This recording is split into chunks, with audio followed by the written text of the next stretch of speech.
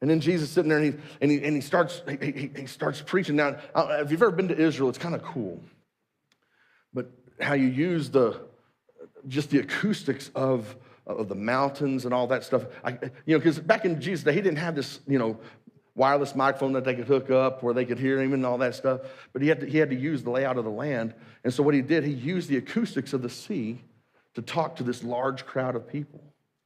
And he sat there and he taught them. And then he's like, okay, well, I've got a plan. I need to go talk to Simon for a few minutes, right? And so if you look at verse 4, when he had finished speaking, he said to Simon, hey, put out into deep water and let down the nets for a catch. Now put yourself in Simon's shoes just for a second. You've been working all night long. Matter of fact, verse 5, that's what he says. He's like, Master, we've worked hard all night long and haven't caught anything. Like, listen, you've been working hard all night long. I wonder if there's some of you in here, you've been working hard all night long, week after week, day after day.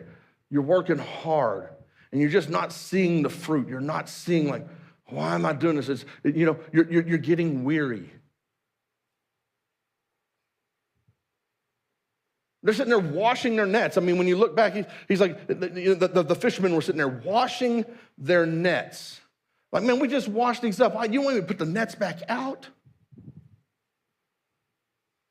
I wonder if Jesus it may be speaking to you at this point as well in your life, where he's asking you, hey, just let down your nets. Trust me in this. There's something you've been believing me for over and over, and you've been waiting and waiting and waiting. I'm just asking you, hey, let down your net. Trust me. Trust me. And look what Simon says. He says, Master, we've worked hard all night and haven't caught anything. But because you say so,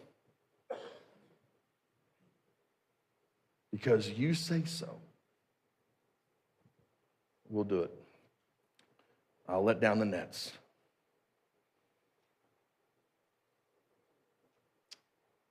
And because he listened, because he did what the master had asked him to do,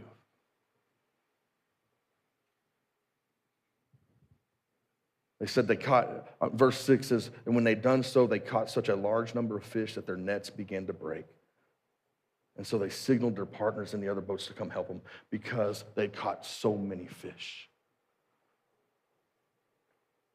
Are you at a point in your life where you're asking, God, I need you. I need this. I need whatever it might be. And he's just saying, hey, just one more time, just push out. Let down your nets. Trust me, I've got you. Because that moment that you give him your yes, all right, because you say so, because you can trust him. Jesus is the way.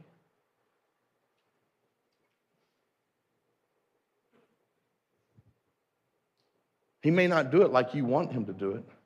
Like if I was to ask you, hey, give me directions to Oklahoma City. Just about everybody in here would say, okay, we'll just jump on I-40 out here and go, east, and you're going to be there about 3.5 hours, right? That seems like, that's probably the easiest way to get there. Jesus may say, okay, here's what we're going to do. I want you to go this way. We're going to drive up, and he might take you on a long detour. But one thing about Jesus, you can trust him that he's the way. He's going to get you to where he wants you to go. And along the way, he might grow you. There might be something that, you don't understand it. Like, God, wouldn't it be much easier? Like, how many, when you're praying and you've asked God to do something, how many of y'all just, and if you would do it like this, that would be awesome. Huh? Am I the only one that's ever done that? Like, hey, God, man, I really need this to happen in my life. And Lord, honestly, this is the easiest way to do it. I'm going to tell you how to fix my problems. Am I the only one? Yeah, I'm the only one, yeah. No, I'm not either. I know better, all right? We're in church, y'all. Don't be lying, all right? But you can trust him. You can trust. That's one thing about Jesus, is that you can always trust him. He is the way.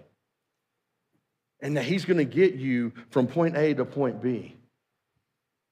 And maybe not how you designed it, But if you'll allow him, he'll get you there.